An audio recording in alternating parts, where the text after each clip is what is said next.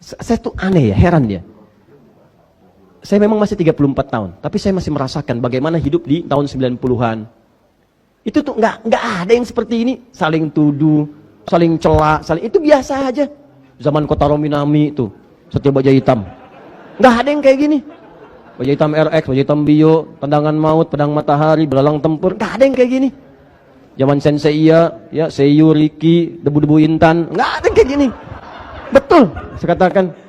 Zaman Sailor Moon, Doraemon, Pokemon kekinian lah, gitu ya. Itu nggak ada yang kayak gini. Apalagi Dragon Ball, Son Goku, Son Gohan, penulisnya Yusuke Watanabe. Saya paham saya. Anda aja belum tentu tahu. Saya hampir nggak pernah nonton begituan. Tapi saya baca tuh tahu. Ya. Nggak pernah. Zaman Del Piero, majalah Bobo disebutkan di situ 1 kali napas 2.000 rupiah. Nggak ada yang kayak gini. Demi Allah saya katakan nggak ada. Nggak ada orang ribut-ribut begini, celah ini, celah itu. Demi Allah, tenang itu kehidupan. Makanya saya suka bingung, ini tiba-tiba 2000-an ke sini, kenapa pada ramai begini, asalnya dari mana gitu? Dari mana itu? Siapa yang mengajarkan? Apa keinginannya? Nah, tapi tetap kita pun tidak boleh berprasangka buruk. Kalau kita sama-sama berprasangka buruk, apa bedanya? Makanya saya katakan, sudah, kalau ada yang demikian, jangan disoal. Maafkan dan doakan. Tugas kita bukan paksa orang. Kalau dicela nggak apa-apa. Terima celaan itu, kalau baik evaluasi. Kalau benar itu evaluasi diri. Tapi kalau salah itu, kemudian tidak harus merespon dengan yang buruk. Maafkan, dan itu resiko masing-masing. Dan itulah dakwah. Tapi saya ingatkan, kalau ada yang belajar seperti itu, belajar tapi senang mencela orang, nyalahin orang, debat orang, dan sebagainya, maka lihat baik-baik kata Nabi, huwa finnar. Orang itu sedang mengurangi pahalanya dan tempatnya di neraka. Auliyasrifa wujuhan nas ilaih. Atau dia belajar, cita-cita jadi ustadz supaya yang populer, dan kemudian dengan popularitasnya dia kumpulkan jamaah, dia arahkan kepada dirinya saja, dan nggak boleh belajar dengan orang lain. Hadisnya ada. Auliyasrifa wujuhan nas ilaih. Dia ngajar orang, belajar pengetahuan, sampai jadi ustadz, supaya orang berpaling ke dia aja, bukan pada yang lain. Belajar dengan saya aja, yang lain salah. Yang lain nanti terperosok kepada bid'ah. Padahal Anda pun belum mengerti apa itu bid'ah. Tapi Anda dijaga, diterangin versinya aja. Dan dijaga sampai di situ supaya tidak belajar dengan yang lainnya. Tidak menambah wawasan Anda, tidak menambah pengetahuan Anda. Itu kan bertentangan dengan Quran langsung. Quran mengajak kita untuk banyak belajar. Anda dibatasi pelajaran Anda. Nabi mengajak Anda menambah wawasan. Anda diminta belajar pada itu aja, jangan pada yang lain. Sedangkan sifat manusia tidak sempurna. Bagaimana kalau satu orang itu salah berijtihad, maka semua akan salah. Ini yang jadi bahaya. Jika ada yang seperti itu, maka tempatnya di neraka. Dan kelak di Al-Ahzab disebutkan, muridnya akan mengadu kepada Allah. Awas, akan mengadu. Kalau dia pejabat, ngadu. Kalau dia ustadz, ngadu. Ya Allah, timpakan azab kepada dia 2 kali lipat karena dia saya salah. Kalau dia pejabat, maka karyawan mengadu. Ya Allah, timpakan kepada dia 2 kali lipat. Ya Allah, karena dengan petunjuk dia saya salah. Saya dipaksa berbuat maksiat. Saya ikut tuh karena dia. Saya diminta gini, saya belikan tiket yang palsu, tuliskan yang palsu. Ya Allah, saya tidak punya kekuatan saat itu. Kalau saya masuk neraka sekarang, timpakan kepada dia 2 kali lipat. Termasuk guru yang seperti itu. Huwa finnar, kata Nabi. Guru di neraka. Nah, maka seperti itu. Jadi kalau gurunya sudah banyak mencela, maka otomatis muridnya pun akan pandai mencela. Ya. Itu yang paling bahaya. Jelas ya? Nah, saya tidak sedang menyoal siapapun, tidak. Saya ingin menjelaskan fungsi keterangan Nabi. Kalau Anda keberatan, silahkan tanyakan pada Nabi. Ya. Yang paling bahaya itu Anda belajar Quran dengan sunnah, tapi Anda melanggar ketentuan Quran dan sunnah. Pertanyaan saya, yang Anda pelajari apa? Apa? Pernah satu ketika saya disebut sesat. Wong sesat. Apa di antara kesesatannya? Ini ustadz yang membenarkan kunut. Innalillahi wa inna ilaihi raji'un. Saya cuma menyampaikan secara objektif karena kita diamali pengetahuan. Saya ini subuh saya tidak kunut. Saya kunut nazilah. Tapi kalau saya diundang kemudian di masyarakat itu kunut subuh, saya pimpin dengan kunut. Itulah keteladanan dari imam-imam kita sebelumnya. Karena yang kunut ada dalilnya, saya terangkan dalilnya. Yang tidak kunut ada dalilnya, ini dalilnya. Yang tidak kunut menyebut yang kunut bid'ah, saya jelaskan hadisnya begini. Maksud kalimat bid'ah itu begini. Saya tuliskan semuanya. Atau tahu apa yang terjadi? Sekelompok orang datang, karena dia tidak kunut, dia menyoal yang lain itu yang kunut salah semua. Bid'ah. Kalau bid'ah itu sesat, kalau sesat itu neraka. Disebutlah saya kemudian sebagai Ustadz Wong Sesat. Apa Anda tidak tahu kalau Al-Hasan itu cucunya Nabi diajari doa kunut? Apa Anda tidak tahu bahwa Ibnu Umar itu kunut? Tuh, sampai bersin, alhamdulillah. Apa Anda tidak tahu kalau Imam Asy-Syafi'i itu kunut? Sedangkan Imam Asy-Syafi'i imam besar, mulia, kitabnya banyak. Gurunya Imam Ahmad bin Hanbal. Imam Ahmad bin Hanbal itu muridnya Imam Asy-Syafi'i. Mazhab Imam Ahmad bin Hanbal menyebar sampai punya murid. Kemudian ada Ibnu Taimiyah, Ibnu Qayyim Al-Jauziyah. Kekinian kemudian Syekh Nasruddin Al-Albani. Muhammad Nasruddin Al-Albani itu mazhab di antaranya Hambali. Diambil oleh beliau banyak. Imam Ahmad bin Hanbal itu muridnya Imam Asy-Syafi'i, menyanjung Imam Asy-Syafi'i. Sebab pilihan dengan gurunya dalam kunut berbeda, tapi tidak pernah menyebut Imam Syafi'i bid'ah. Enggak pernah. Dan silahkan cek, enggak ada dalam zaman sahabat yang kunut dengan yang tidak saling menyalahkan, bahkan mencela dan sebagainya. Pada zaman imam enggak ada. Antum kenal Imam Syafi'i? Oh iya, belakang ada yang kenal tuh. Wah, biasa. Loh, Imam Syafi'i datang ke majelisnya Imam Abu Hanifah. Imam Abu Hanifah sudah wafat. Jadi Imam Abu Hanifah itu wafat di tahun Imam Syafi'i lahir, 150 Hijrah. Yang ada di antara murid-muridnya, begitu datang ke sana dengan murid-murid Imam Syafi'i, subuh dimintalah beliau jadi imam. Muridnya mengatakan pendapat kita unggul nih. Karena kunut, Imam Abu Hanifah enggak kunut, mazhabnya tidak kunut. Bahkan murid-muridnya enggak kunut. Tapi begitu beliau salat subuh, ternyata Imam Asy-Syafi'i tidak kunut. Bayangkan. Tidak kunut. Begitu selesai salam dan seterusnya, muridnya tanya, "Guru, kenapa Anda tidak kunut? Mazhab kita kan kunut." Apa kata Imam Asy-Syafi'i? "Saya menghormati pendapat Al-Imam Abu Hanifah rahimahullah yang berlaku di sini." Imam Asy-Syafi'i kunut. Datang kemudian dengan Imam Ahmad bin Hanbal. Begitu sholat di tempatnya Imam Ahmad bin Hanbal, muridnya mempersilahkan, "Guru, silahkan," untuk memuliakan gurunya. Kata Imam Asy-Syafi'i, "Tempat di sini lebih tahu dengan suaramu." Maksudnya kebiasaan sholatnya ngikuti kebiasaan kamu, jangan saya yang jadi imam. Itu fikihnya. Jadi kalau Anda datang ke tempat mazhab yang lain, Anda belajar fikih mazhab itu. Bukan orang itu disuruh ngikuti mazhab Anda. Salah. Saya di Indonesia, nggak ada mazhab di sini. Maksudnya banyak nih, ada yang Syafi'i, ada yang Hambali, ada yang macam-macam. Kita pelajari. Saya diundang ke Malaysia, di sana mazhab Syafi'i. Maka saya belajar mazhab Syafi'i. Bukan orang Malaysia saya suruh belajar mazhab saya. Bukan seperti itu caranya. Maka kata Imam Syafi'i, Anda yang imam. Begitu beliau imam, beliau nggak kunut. Dan Imam Syafi'i pun tidak kunut. Makmum di belakang muridnya tidak kunut. Dan yang paling hebat, setelah Imam Ahmad salam, Imam Syafi'i tidak sujud sahwi. Tuh. Jadi nggak pernah, jadi Anda pun yang biasa kunut, biasa aja kalau Anda jadi ada makmum, imamnya nggak kunut, Anda nggak usah marah. Ini tiba-tiba imamnya selesai, sujud sahwi. Ada lagi yang aneh juga, sama juga begitu, nggak jauh beda kelakuannya. Imamnya kunut, makmumnya kan harusnya ngikutin.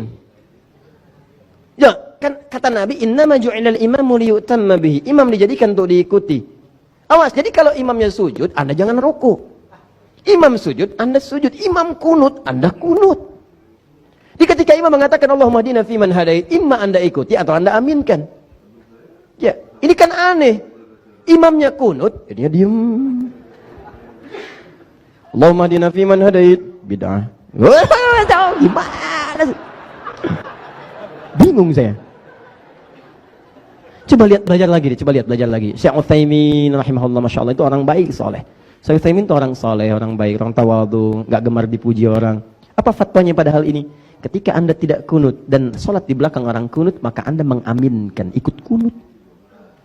Coba kalau benar belajarnya tuh seperti itu. Nah, ini yang agak heran itu. Ini kan saya pernah terangkan dalam, nanti satu saat kita ngambil bab fikih ikhtilaf. Nabi itu kan memberi tuntunan, ini terakhir ya. Nabi memberi tuntunan itu gini, ada dua. Satu dalil, satu contoh. Satu dalil, satu contoh. Kalau ini ada, maka ini menunjukkan tidak ada alternatif dalam ibadah, karena semua umat bisa mengerjakannya. Jadi nggak boleh kreatif. Ya, jangan terlampau kreatif. Misal, takbir nih. Takbir itu satu contoh, satu dalil. Ucapkan Allahu Akbar. Kata Nabi, fayaqulu, maka dia ucapkan Allahu Akbar. Allahu Akbar. Jelas sekali.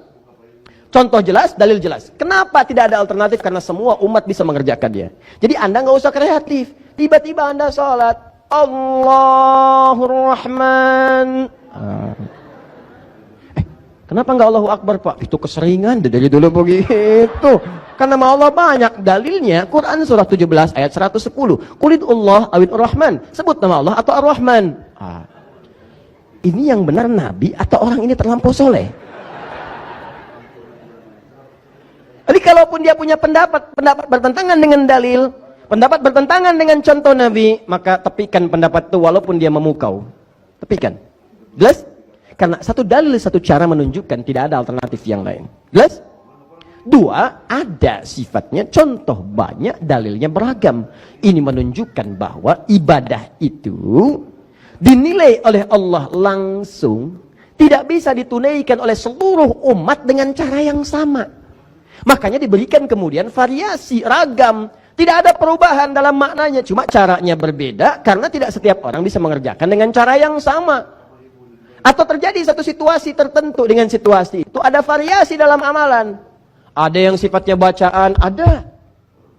Ada yang sifatnya gerakan, banyak. Ya.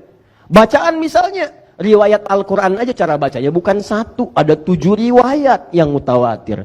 Tambah 3 yang masyhur, tambah 4 yang syadz, 14 riwayat. Yang dibaca dalam sholat bisa 7 riwayat. 7 riwayat ini yang kita baca hafaz dari Asim. Ya. Bismillahirrahmanirrahim. Alhamdulillahi rabbil alamin. Arrahmanirrahim. Maliki yaumiddin. Maliki yaumiddin. Hafaz dari Asim. Tapi qalun Warsh dari Nafi' membaca dengan pendek. Maliki yaumiddin. Maliki yaumiddin. Ada. Apakah merubah arti makna? Tidak, menambah keluasan keagungan Allah Subhanahu wa taala. Beda baca.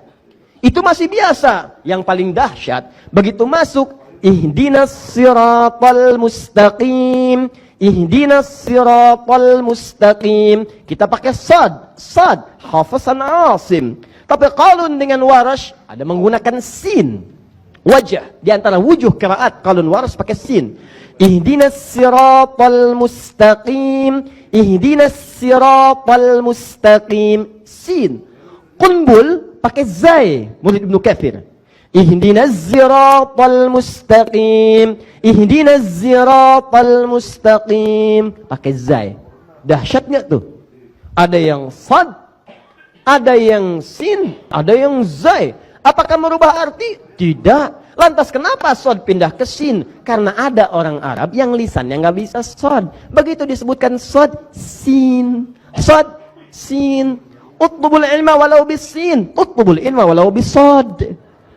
Sod, sin. Sod, sin. Sin, sod. Oh. Jadi kalau Anda paksa sampai kiamat kurang 2 hari, susah dia. Sehari lagi buat taubat, ngapain paksa orang? Ada yang nggak bisa sod, nggak bisa sin. Zahir. Pak ya, ihdinas siratal mustaqim, ihdinas siratal mustaqim. Sad, zai. Astaghfirullahaladzim. Sad, zai. Sabun, zabun. Tuh. Sin, sad. Salaman, salaman. Anda paksa-paksa nggak bisa. Kenapa? Karena suku-suku di Arab itu tidak sama, semua sama dengan lidah-lidah kita juga. Ada yang nggak bisa mengucapkan dengan kalimat yang sama. Jadi kalau Anda paksa nggak akan ketemu. Makanya turun riwayat ini. Dulu kami saat talaqi qiraat Quran, itu ada kisah dari guru kami. 2 orang hafal Quran dua-duanya, 30 juz Anda bayangkan. Satu pakai shad, satu pakai sin. Begitu nyampe kepada ayat ihdinas siratal mustaqim, ribut nih 2 orang ini. Yang satu, ente mukhti, kamu salah. Al-asah bis-sad, ihdinas siratal mustaqim. Ente li yukhti, kamu yang salah. As-sahih ihdinas siratal mustaqim, pakai sin. Gurunya sama. Kemudian mereka bertahkim pada gurunya, datang ngadu ke gurunya. Gurunya bijak sekali. Kata gurunya, ya bunayya anta iqra. Anakku sayang, baca kamu. Ihdinas siratal mustaqim, pakai sad. Hasanan, bagus. Ente iqra. Ihdinas siratal mustaqim, pakai sin. 1 sad, 2 sin. Hasanan, bagus. Kilakuma mukhtian, kalian berdua salah. As-sahih, ihdinas siratal mustaqim, pakai zai.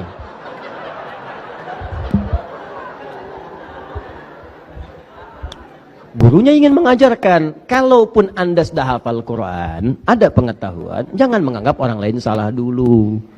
Boleh jadi dia punya ilmu di atas Anda. Atau ada pengetahuan yang belum Anda pelajari. Diskusikan dulu. Kalau sudah ketemu di situ Anda unggul, jangan bangga. Karena membanggakan pada yang tidak punya, itu terlampau ketinggian. Awas, orang sombong itu nestapa. Dia memandang orang lain kecil, seperti orang naik ke Monas sendirian. Dia anggap 10 juta orang di bawah kecil semua. Dia nggak sadar 10 juta di bawah, anggap dia kecil juga di atas. Dan dia cuma satu orang. Paham? Jangan kalah lah. Kalau sudah sombong, ketinggalan sama tukang pancing. Tukang pancing lebih jagoan. 3 orang mancing, Bu. Sombong mau mancing. Yang satu mengatakan, nih umpan saya nih. Begitu saya celupin ke air, ikannya langsung pada nongol. Masya Allah. Yang kedua diam aja. Begitu dia mau nyiapkan umpan, kata yang kedua, nih umpan saya. Baru saya giniin, ikannya udah naik ke atas. Jadi dilempar om, ini ya. Yang ketiga tenang aja kan. Yang dua bingung. Kamu gimana? Kata yang ketiga, saya kalau mancing hari Sabtu, hari Jumat ikan datang ke rumah. Cuman buat nanya aja, besok mancing nggak? Nggak ada kerjaan lah kalau sombong itu. Nggak ada kerjaan. Nah, kalau terbukti orang yang salah, jangan mencela. Maafkan. Dan belajar sama-sama. Jelas ya? Nah, kalau seperti itu indah. Itulah anugerah terindah yang kita miliki.